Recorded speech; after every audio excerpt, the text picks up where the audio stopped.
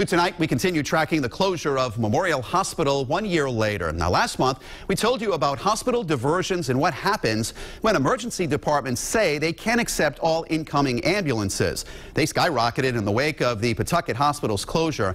Now we've learned the Rhode Island Department of Health is having regular conversations to try and fix that problem.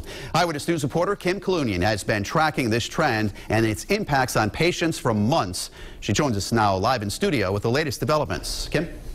Well, Mike, I've spoken with patients, healthcare companies, and EMS providers, and they all tell me they're feeling the impacts of these increased diversions. And just today, the health department was set to discuss this ongoing issue with hospital leaders. I was just hoping not to die. Bob Cummins is laughing now, but he wasn't back in October.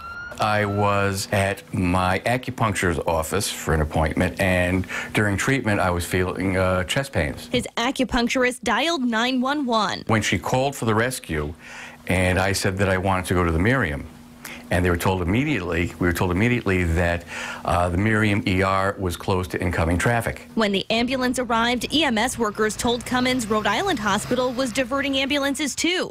And you know, the two best hospitals, which are close by, I can't go to. This is just unreal.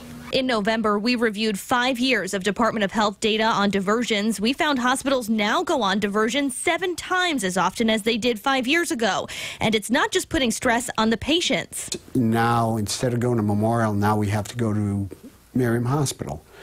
If Miriam or any other hospital is on diversion, now we have to start hunting for another facility. Pawtucket Fire Chief William Sisson says the closure of Memorial Hospital has had a trickle-down effect, sending more patients to other ERs and sending his EMS crews and equipment further than before. One unpopular scenario, maybe what happened in Massachusetts, which I've talked about. Maybe nobody should go on diversion anymore. Care New England CEO Dr. James Finale says the practice of turning away ambulances when emergency departments are overwhelmed should be a thing of the past. It will drive us to figure ways to move people more quickly through the hospital and free up the emergency department.